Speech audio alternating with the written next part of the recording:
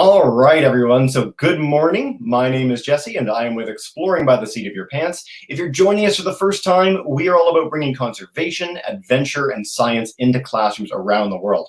And before we dive in on today's program, I want to give a huge shout out to our tremendous audience today. I know I keep saying that in our Parks Canada and Royal Canadian Geographical Society series, but it just keeps getting bigger and bigger. Today, we had an all-time record for registrations for a single program. Over 500 classes and groups across Canada, the US, and beyond signed up for today's program. So welcome in from across the continent and around the world. It is such a pleasure and privilege to have you guys in today.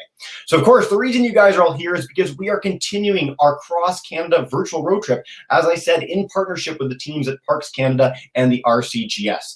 Over the next month, we'll be traveling virtually coast to coast to coast to visit some of Canada's incredible national historic sites, parks, and marine conservation areas, meeting incredible people, exploring amazing landscapes, and sharing some ongoing conservation projects. I'm going to bring up the full link so that you guys can check out the remainder of our program series. This is our fourth stop already. It's flying by. It's so much fun in both French and English. So check out our English language series coming up there.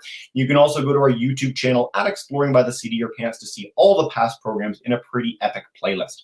So for today's program, we are going to go on a journey together down the South Nahanni River. Nahanni National Park Reserve is the predilection place for all water trippers thirsty for a punch of adrenaline. Your travel will bring you through canyons, white water waves classed 4, open gates carved in the mountains, and many more. Canyons with mystic and legendary names such as Deadman Valley, Headless Range, the Gates, Broken Skull River, and so much more. Many exciting legends and stories related to the area will be shared throughout our journey today. For the Decho First Nation, these names are more than just names. They are encrypted with local legends that excite the imagination. And if that intro wasn't hype enough from Parks Canada, I'm going to turn it over to Ellen Panter and Pauline Campbell at Nahanni National Park Reserve, who were the single most enthusiastic people before a broadcast began that I've ever had on. So I'm really excited. I hope you guys are too. Len and Pauline, thank you so much for joining us, ladies. Hi. Take us away. Good morning, everybody. My name is Ellen Penter. Like Jesse said, I am the outreach officer for the Southwest Northwest Territory Field Unit. So it's a big name just to say that I'm doing program just like this one today for 1 national park, Wood Buffalo, and 3 national park reserves. So Nailicho, Nailicho, and the one we're going to talk about today, Nahanni. And I'm super delighted. I'm super happy to have my colleague, Pauline, joining me today on this journey. Hello, bonjour. Merci. Merci, my Dene language means acknowledgement, and merci means thank you.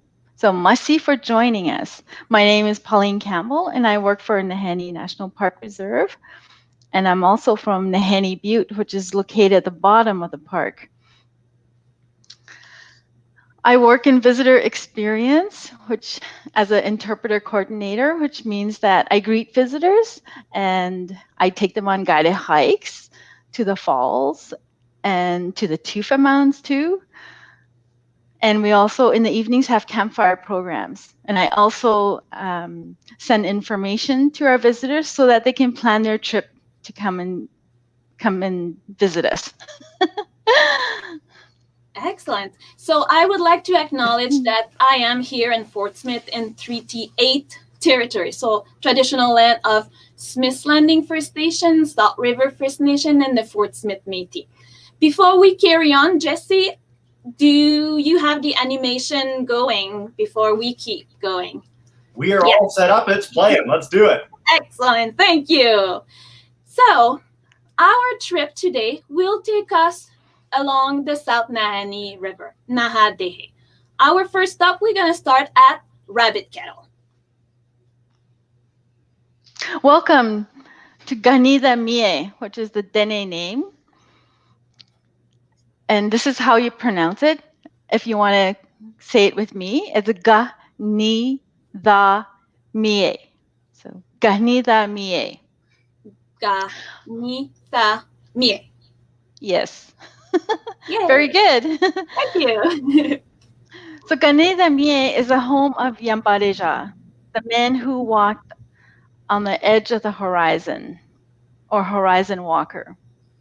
The tufa mound is his home, and travelers in the area would stop by and do their offerings before they continued on their journey. It is said that when the pool is full of water and overflowing, that is very good fortune.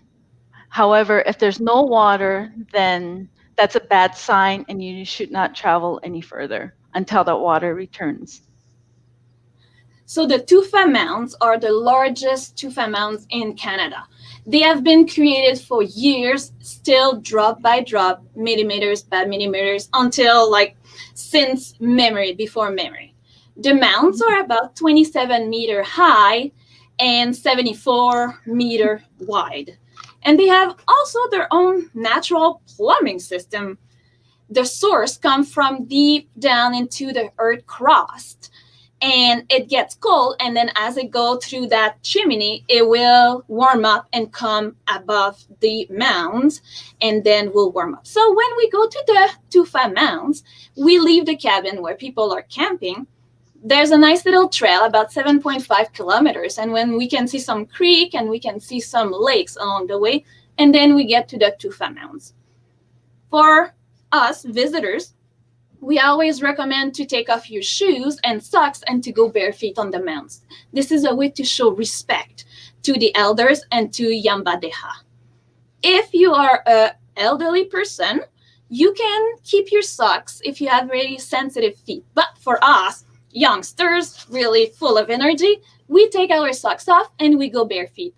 And for me, with my French background, the tufa mount looks like maybe a little bit more like maple sugar, and it's all crystally yellowy. So when I went there, I was like, ooh, that looked like maple for me. So when you go up, you start semi at the bottom, and then it could be super cold. The water will be cold with a little bit of ice. But as you go up the mounds, it's going to get warmer. And then when you go up to the pool, the water is actually nice, and then it's good for your toes. You can always lay down and look inside the pool, and you can even drink the water. And it tastes quite good, right, Pauline? No, I wouldn't recommend drinking. It's like carbonated water. It's a different taste that you can have. You can taste it, and it's not that great. So there's many stories that exist regarding Ganitamie, and Pauline's gonna tell us one of the story. Yeah, oral history is not written down, but passed through generations. So each family has their own version. And this legend that I'm sharing with you was told to me by my grandfather, John Vitale. So a long time ago, there were many tribes that lived in the area, and they're always at war with each other. So this one time, the Na'a tribe was surprised in their camp, and all the men were killed, except for 2 women. So these 2 women were taken on the raft down the river. And as they got to the tufa mound, they stopped to do their offering. And when they got to the top of the pool, was empty. There was nothing in there. And so the men got angry because that's a bad sign. And in their anger, they threw logs into the pool. And then they continued down the river. And today, when you look in that pool of water, you can still see 2 logs down in the bottom. And my dad would say, he would look around, there's a huge clearing, and he said, there's no way that those logs can fall into the pool. So somebody has put it in there. And I will continue the rest of the story when we get to Nailicho. Excellent. Thank you, Pauline. So now we are back to camp. I got my life jacket. I got my paddle. I'm ready to go. So everybody grab your life jacket, your boat, your paddle, and we're going to head down towards our second stop. But before we go, it's always a good thing to do a prayer, to thank Mother Nature for the opportunity we have, for the river we're going to be traveling, for the animals, and the beauty we're going to see the landscape. So you can do the prayer in your own language, your own way. Often we're going to do a tobacco offering too. Pauline will talk about that a little bit further, to thank Mother Nature. Nahanni is a good place to go paddling, but also some climbers came to Nahanni for the Lotus Tower and the Cirque of the Inclimbable. So it is a nice place, and it's on a lot of people's bucket lists of things to do, especially if you are really an expert climber. Nahanni is the place to go.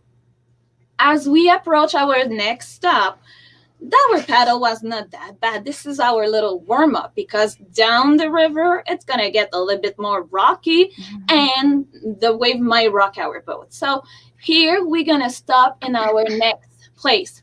We cannot keep going. We have to portage, because this impressive feature is pretty huge, and we're going to talk a little bit more about it. Here we are in Virginia Falls. Welcome to Nailicho, the Dene name for the falls. Can you say it with me? Nailicho. Nailicho. Very good. Naili means waterfalls, and Cho means big or sacred. To the Dene, everything around you has spirit, and those spirits are trying to communicate with you. And we hope that on your journey here, that you find a way to communicate in return and strengthen your connection to this amazing place that we have here. Excellent. So we're going to be listening to a little video about how powerful and what you can see when you're just above the falls.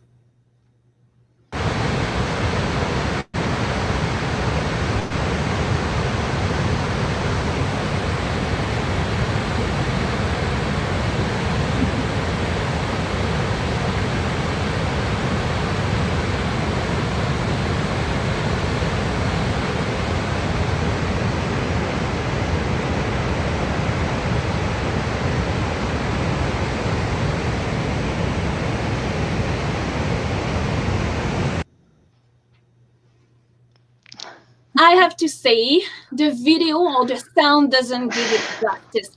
When you're on top, when you're close to the fall, the thunder, it's really impressive to see how powerful this waterfall is. And as I was talking to Pauline about it, I was like, when I was there, I had kind of feelings. My emotion were coming out. And she was telling me, when you have those little butterflies in your stomach, that means your spirit is connecting to the one of the fall. But then I was like, that's really why I could feel all that emotion coming out of me. Like I was almost in tears, because I could feel it. Have you ever been to Niagara Falls? I have. Who has been to Niagara Falls?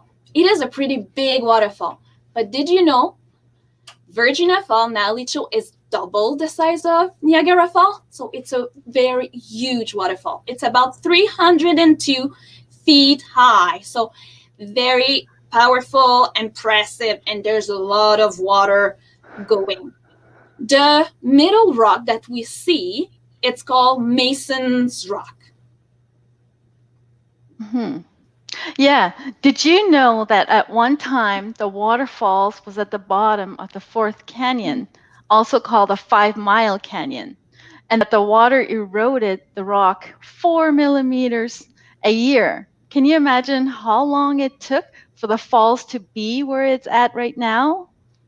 I can't even imagine. So our South Nahanni River is called Naha. Naha refers to the tribe that lived in these mountains, and De refers to the river. So Naha.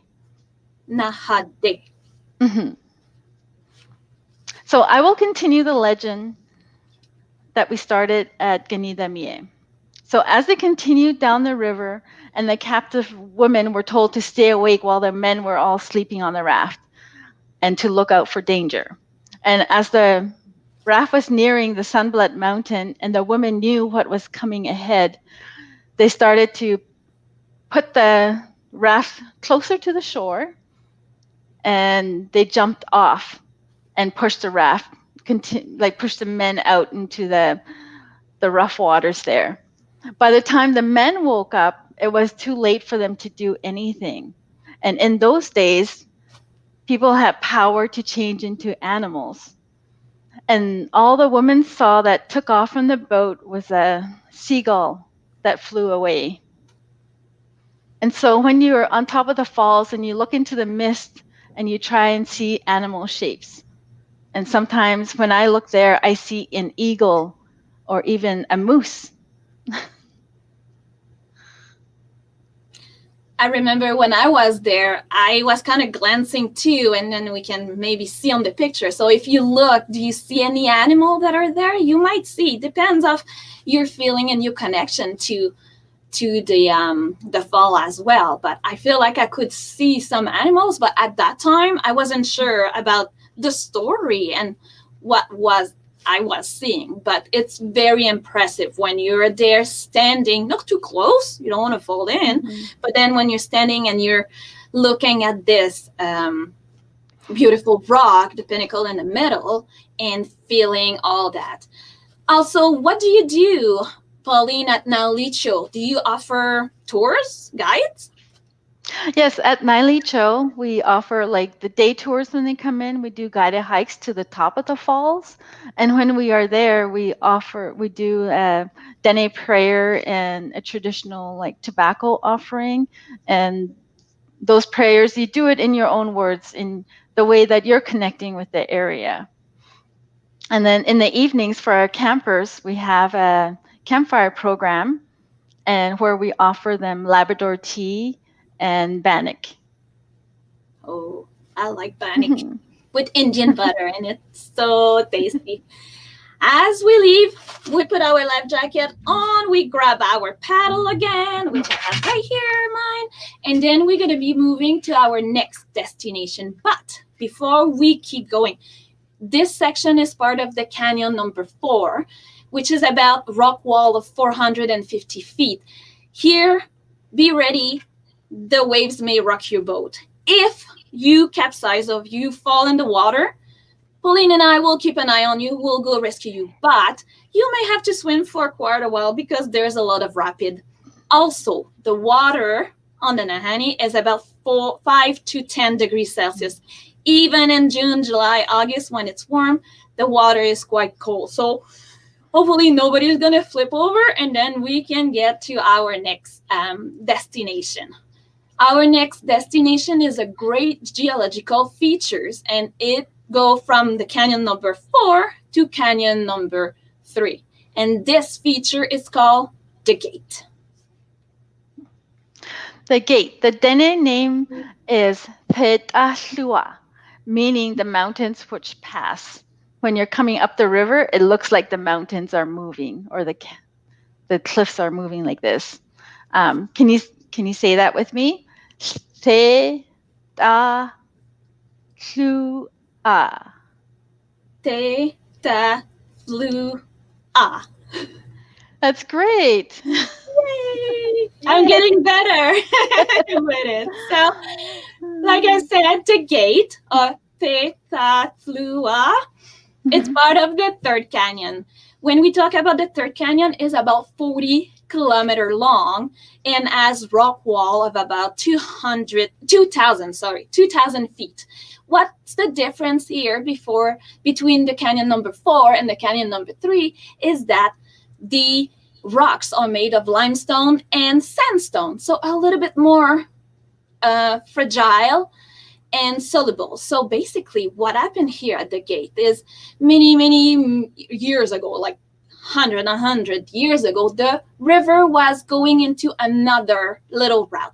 Through the time, the water started to go and hit that sandstone rock that is a little bit more fragile and was creating some holes in it. So one cave was created over there. With the time, the cave became bigger and bigger, and over time, it was a huge hole with a little bit of a bridge on top. And many years after, the bridge was getting so thin that it eventually collapsed, and that's what created the Gate. The pinnacle that you can see on the east side, so on the picture we have will be on your right-hand side, it's called what is it called? I forgot the word. The pulpit. Yes.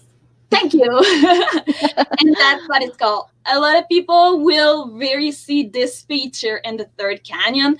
A lot of people will stop at the gate to camp, to rest. There's a nice area, a little bit with gravel and grass, where people will stop. Also, a lot of visitors that travel will go and do some guided hike, because in every place where you stop, you have chances to go for a little hiking trail.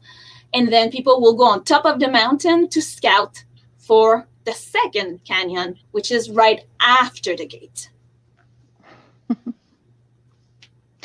Nahanni is an antecedent river, which means that the river flowed in the same path before the mountains rose. For this to happen, the mountains are pushed up at a really slow rate. The rock was soft enough and the river powerful enough to maintain its course. Imagine the river as a knife held blade down across the top of a slab of butter, let's say is the rock. So push the knife down, and when you leave that path, that's the river cutting through the rock. And it stayed the same, and it meanders. So as the river meanders, so do the canyons. This is pretty cool. I have to admit, I did not know that the river was there even before the mountains were pushed up. As I was talking to Pauline, I was like, explain that to me, because in my head, I was like, how does it work? I always thought the mountains were there first, and then the river was created to follow the mountain. So I learned about that, and I was very impressed that the river was there first and the mountain pushed up. And yeah, and as you travel through the Nahanni, you may see some animals along the way. You may see grizzly bears, you may see eagles, you may see doll sheep. What kind of other animal we may be able to see, Pauline? Grizzly bears, black bears. Mm-hmm. Can we see any caribous? Caribou, doll sheep. Excellent, thank you. So now we have visited the gate, and now we're going to be moving to our next stop, which is a little bit further. But here we have to be careful, because there will be a big bend into the river, and that's what marks the passing from the third canyon to the second canyon. Like, we know that the third canyon, the walls were about 2,000 feet. When we travel the second canyon, the walls are even higher. We talk about 4,200 feet wall, so they're very, very high. This one is the tallest canyon. This canyon is known for some great stories, and this canyon is named the Deadman Valley. The Dene name for that is da tai di, meaning the spreading out of the river or the flat area along the shore. So the way that you pronounce it is da tai di. Da tai di. Great. Excellent. So a lot of people say, that's a strange name for a valley. There's many stories about what may have happened here. And some stories talk about evil spirit that was there. Some people say mystery spirit that must have been in the valley. So what happened is, around the early 1900s, that was everybody was going to Nahanni because they've heard that there was some gold to be found. So two brothers, Willie and his brother, went to the Deadman Valley seeking for gold. But 2 years later, they never returned. So the third brother, Willie and Charlie, the third brother went to look for them. Little did he know that he found the body of his brothers, but the head was gone. News came to town and newspaper did big articles about what might have happened to the brothers. Then a lot of names like Headless Creek, Funeral Range, Deadman Valley came out. That's how this valley got its English name. Then a lot of prospector heard that maybe what had happened to the brother is because they had found a huge gold mine, and maybe other prospector or other people were jealous that they got all the gold and they wanted to have a fortune too. So they may have committed a little crime to take away all the gold that the brothers had found. Other people say, that's a strange story. And the brothers were found tied up to a tree with no head. So maybe that was just a hungry bear that came and cut their head. Or some people say maybe that was just like other people that were coming and just removing heads as a trophy. But the question is, was there really a spirit evil? Was there something there that makes sure that many prospectors that went never came back? Are those really stories? Are they real stories or just somebody that imagined something? R.M. Patterson spent a lot of his time in the valley looking for answers. And Albert Fell was one that spent 40 years in the valley going around trapping, never saw or never found a gold mine or never found that evil spirit that may have been there. So at the end, was there just a story that was created to make sure to scared or make sure the other prospectors are afraid are not coming to search for gold? And the Nahanni, was there really a bear chasing people around? Was there really a hunter going and taking heads? Who knows? We don't know what the real story is, but the name of the valley stays the same now.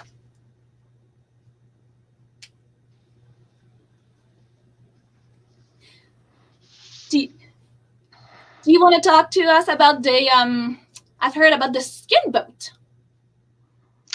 Oh, the moose skin boat. As Dene wintered over in the mountains, and then in the spring, they would collect all their moose hides that they've collected over the winter and make a moose skin boat to travel down the river.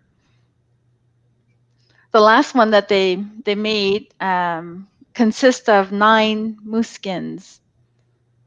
9 moose skin. That's Yeah. Cool. Yeah. That is so cool. As we leave the Deadman Valley, another place where it's going to be rocking our boat. I'm ready. My life jacket is all tied up. I got my paddle. This is Wave, the George Riffle that are class 3+. So they might be rocking your boat quite a bit. Here, there's no portage. We have to go through. So make sure you hold on. If there's anything, Pauline and I, we're going to come and rescue you. But these riffle are created by a cobble island that kind of make the wave go even higher and irregular. So let's just paddle hard, go through the wave to our next destination, which will bring us, we just passed canyon number 1, which will bring us to Pauline's favorite place, Nahanni Butte. In the Dene name, it's Tenago, meaning where the mountain kneels down. Tenago. Te-nai-go. Te-nai-go. Yeah. So, and we have a legend here too. And a long time ago, our mountain was a beaver lodge with giant beavers living in it. So when you look at that picture, you can see how the mountain is like a big hump, like it looks like a beaver lodge. So the giant beavers would slap its tail in the water, creating huge waves, and these waves would swamp canoes, and people were drowning, and they were crying out for help, and Yamba Deja heard them. And so he came to help them. And when he was coming, the beavers heard him. So they went and they hid in the lodge. And when Yambadeja got there, he had his walking stick and he like poked a hole through the top and then poked in there until the beavers came out, and he chased them down the river. Today, when you climb that mountain, and you will find a huge hole on top there, leaving, which connects us with the story, the legend that we have there. And recently there was in a newspaper article that a rock in the shape of a heart was found up there. And when I asked my grandmother about that, my grandmother said that Yambadeja put it there to remind us that he will always help when needed. So let me tell you a little bit about my community. Before I was there were two family groups that traveled in the area.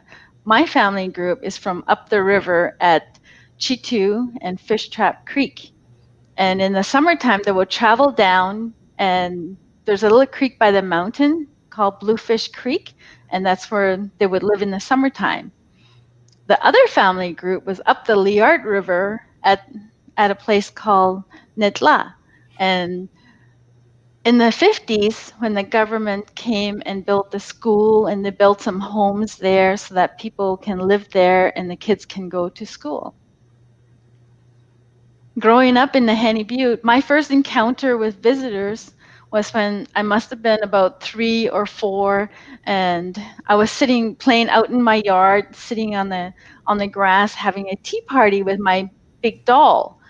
And I heard voices. I heard many voices, and I looked around. I couldn't see anybody. And then around the corner came all these visitors with their cameras, and they started taking pictures of me sitting there with my doll, and I got all shy. I got up and slowly walked away and went into the house. I had no idea who or where they came from. I can just imagine you with your little tea party and looking at all the visitors when you were so little. That's a great story. I like it. I've visited Nahanni Butte, and it's a little gem of a place. Very nice community, and met Pauline's parents and his grandma who talked to us, and Decho Dene. That was very amazing.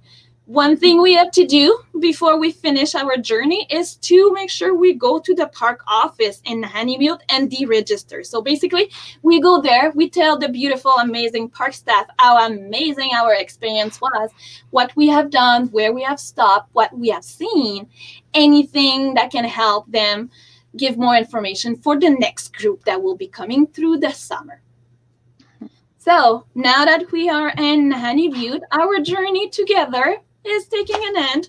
Oh, I'm sad. I like going on a journey. So I would like to thank you for joining us today. It was a real pleasure to travel the South Nahanni River, Nahadehe, with you. And I hope you enjoy. Merci. Thank you. Merci for joining us. We enjoyed so much. We have over 1,000 people tuning in on YouTube from across the continent, so welcome into you guys. We're going to take questions in just a minute. I'll take off our amazing video here. What a great chance to explore such a beautiful park together.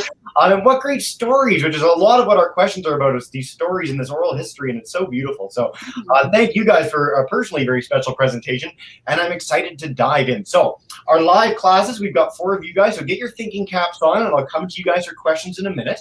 What I want to do first is go to Mr. Pimbleton's class, joining us on YouTube in London, Ontario, and they'd like to know how long ago was the first story you share with us first told? How long are these oral history traditions, Pauline?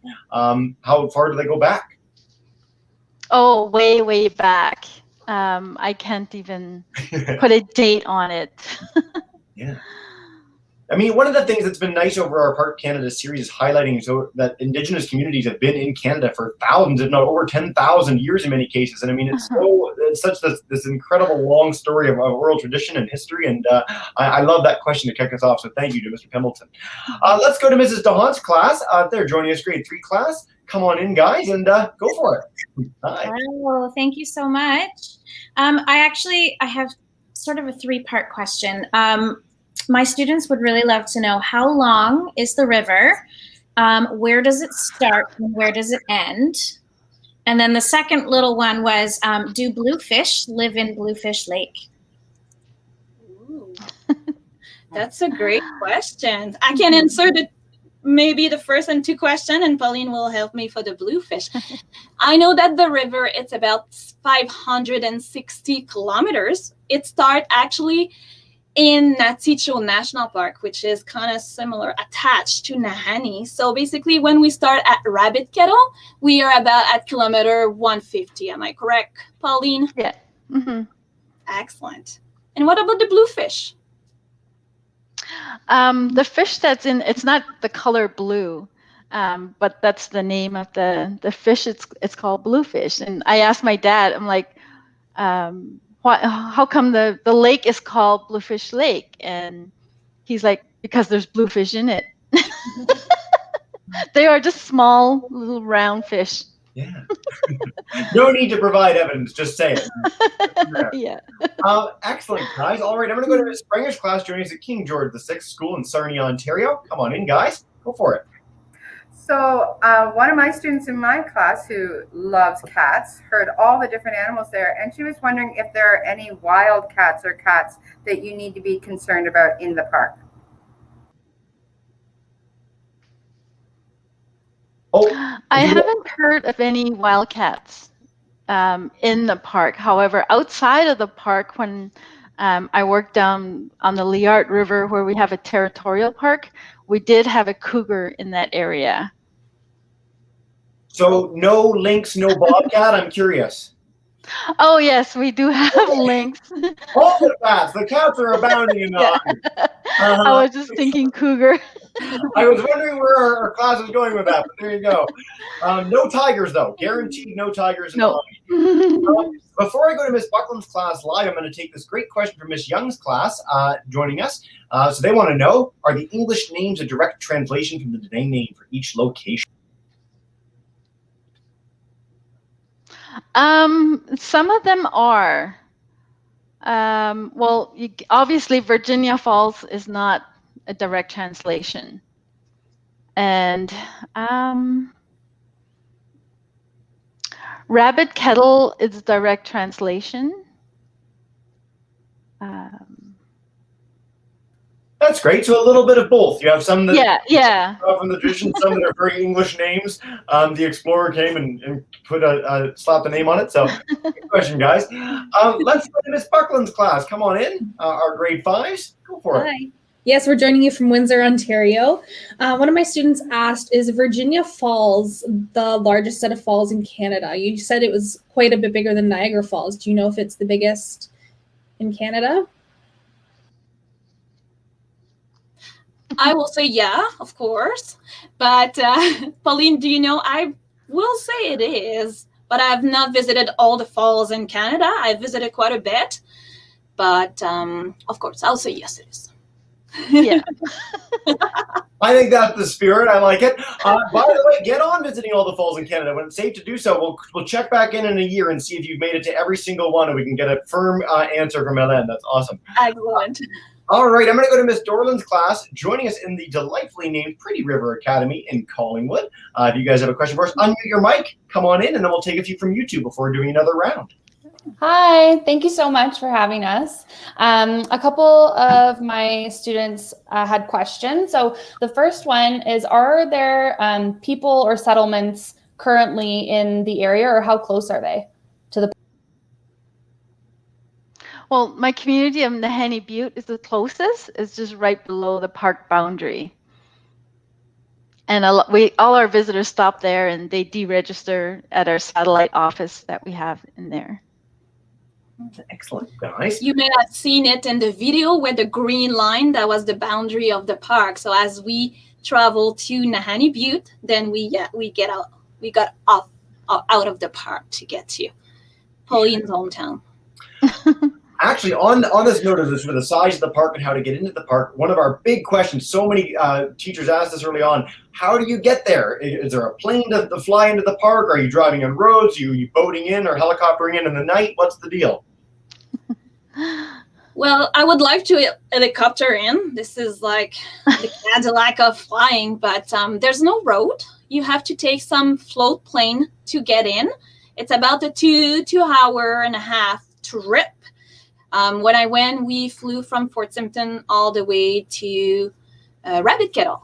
So it took about a little bit over 2 hours in a float plane, small little plane, 4 or 5 passengers. That's it. Yeah. Very, very cool. By the way, the Cadillac of flying should totally be a helicopter company's like logo, because I would totally join that. Amazing. I'm going to take one quick one from YouTube, and we'll try and do all our other live classes one more time before we wrap up. Time flies and we're having fun, people. So Miss Class wants to know, maybe back to the cat question too, but are there endangered species in the park?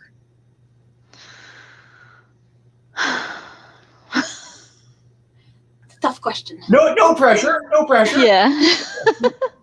I mean, if we have mountain lion or cougar, to my knowledge, they are on the IUCN Red List. Lynx, I know, are very, very uncommon when they're seen in various places. And I don't know. Beyond that, there's nothing that really jumps to mind, though. There's nothing that you guys actively highlight as being an endangered species found in the park. No? Maybe not for animal, but there's quite a bit of plants that are endangered species in the park. And there's a new plant, the Nahanni aster, that got discovered in the park. But for animal, I'm not too sure, but we can take note of that and we can get back here. We'll try and find it and put it in the YouTube comment section at the end. I'm so glad you mentioned plants, though. So one of the things that when I was a kid, if I thought of Northwest Territories, of Yukon, of Nunavut, I thought of sort of an icy wilderness with nothing growing on it. And one of the things that we've had the chance to do in Exploring by the Seat of Your Pants in this series and in general is highlight how rich and biodiverse these areas are. They're just magical. And so if people get the chance to see pictures of places like Nahanni in the summer and how verdant they are, it's a really cool opportunity to get a different mindset for a fairly unique place. So very cool, guys. All right, I'm going to go back to Miss DeHaant's class. Come on in, take us away. We've got another 5-6 minutes or so. Try and get questions from everybody. Miss DeHaant, go for it. Thank you so much. So my students were very interested about the fact that the falls, the Virginia Falls, are taller than the Niagara Falls. And we were wondering about how tall are they, or how much taller than the Horseshoe Falls?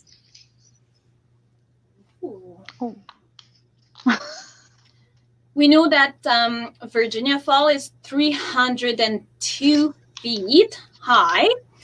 I don't know the precise height of Niagara Falls, but we know that it's double. I'm Googling like mad. Niagara Falls are so 167 feet. So they're almost double the height of the falls. So way to go, Nahanni. You guys are the biggest. You are the best. We love you. We're sending our love from all the very far south up to you guys by float plane. Excellent question, Miss Dawn. All right, let's head to Sarnia. Miss Springer's class. Come on in, guys. Hi. So we love the stories, the traditional oral stories. And you had mentioned about the 9 moose hide boat. About how many people or what would they carry in that? I would say a family of 6 and all their gear, and plus their pets if they have dogs. And in those days when they traveled in the moose skin boat, they had like dog teams, so they would have, I don't know, maybe up to six dogs, because when you're not using the moose skin boat, you are walking in the area, and the dogs can pack a lot of your gear too. By the way, Ms. Springer, thank you for that question, because I can actually guarantee that none of our other cross-Canada virtual road trip programs will have the question, how many people would fit in a 9 moose hide boat? So that is awesome. Totally unique question to this program. And you have to think that to get a moose hide ready, it takes a long time. Imagine taking 9 moose boats. It may take months to get them ready because there's a lot of scraping and getting the fat out. Now, Pauline is an expert. I just watch. but Yeah. she. I'm just gonna watch too. I think I'll keep the mood side screaming to other folks, but that is very, very cool. And again, what a great question, guys. All right, Miss Buckland, Miss Dorland, we're coming to you guys, and then we'll wrap up from there. I know we have more questions than we can possibly answer, and I love the enthusiasm, everybody. So, Miss Buckland, come on in. We were just wondering, do the falls, since you guys are so northern, do the falls freeze in the winter? Yes, they do. It's still flowing, though. It's still flowing at a trickle beneath the ice, but it does completely freeze over. That is just, it's so cool to me. So, I mean, when I was a kid, I was a huge falls buff guy. Like, I loved Victoria Falls. I loved thinking about Angel Falls. And one of the coolest things about Canada is that we're the only place in the, maybe northern Russia, I haven't seen any major falls there, but we have giant falls that freeze. It's like a unique thing on the planet, which is really, really cool. So, love that question, guys. And I'd love to see images of that. If there's a way to share frozen pictures of those falls with classes after the fact, please get those to me, because that would be awesome. Mm-hmm. All right, Miss Dorland, back to Pretty River. Come on in, guys, and wrap us up. So my class was wondering how deep the river gets at certain points. I know you said that it's very shallow at certain points, but how deep is it? That's a good question. That's We'll a have good to get question. back to you on that one. I will say very deep. No, I don't. I personally don't know in meters or in feet how deep it is. But in my mind, I'm just thinking over the years, this fluctuates. Depends how much water is going through the river. Of course, if it's melting, there's a lot of precipitation, there will be more water in the river. But I'll say probably like close to Nailicho, where the power of the river is going. I'm thinking it must be carving the ground quite a lot. But I don't know for you, Pauline, I don't know the answer precisely, but we can get back to you with an answer. Yeah. For that one. Uncle Google came in handy again. So we've got the depth here. Like, this is quite the amazing thing. 1,200 meters deep the canyon can go. They're calling it the Grand Canyon of the North. And I mean, we got a chance to see this amazing landscape today in this video you shared, hear the roar of that water. I mean, this is a really, really special and unique place in this planet. So I love these superlative questions. Our teachers love to be like, biggest, strongest, fastest, most moose-high boats, all this good stuff. So thank you guys, everyone today for the rampant enthusiasm and all the people tuning in from around the world. Ladies, Ellen and Pauline, before we wrap up and I give you guys a chance to say a quick farewell to everybody, I just want to bring it back to me for a second to highlight ways that our classes and groups can join in on more programs. So again, this is part of our cross-Canada virtual road trip. If you want to see all our upcoming programs all throughout May, I think we've got 4 or 5 still to come, which is really, really exciting across the country. Check out that resource. Our partners at Exploring by the Seat of Your Pants are Parks Canada, of course, so pcgc.ca, and specifically for Nahanni, you can go to this website that I'll leave up for a second because it's a bit longer. And of course, our other partner is the Royal Canadian Geographical Society, rcgs.org. Please do check these organizations out. They're doing amazing work, and it has been such a thrill personally and through Exploring by the Seat of Your Pants to partner on this amazing series. So with that, I'm going to bring you ladies back. Pauline, Hélène, is there a last message you want to leave classes with today on the Nahanni, on this special place that they can take home and keep the learning going for? I will say, when it's safe to travel, come visit us. Pauline is an amazing guide. She'll be happy to tour you around and show you everything you got to know. So make sure you have Nahanni River trip on your bucket list and talk to your parents about it. Then you can do some research. We're going to have the hordes coming up, thousands of children all on the way, all by a float plane armada in the sky when it's safe to do so. This has been so much fun. Pauline, thank you so much for sharing such personal stories with us today. Hélène, your enthusiasm is infectious. And what we do at the end of every broadcast, ladies, is I'm going to bring in all our teachers, Miss Dahan, Miss Springer, Miss Dorland, and Miss Buckland to join me in saying a big thank you and farewell. You're all in. Thank you so much.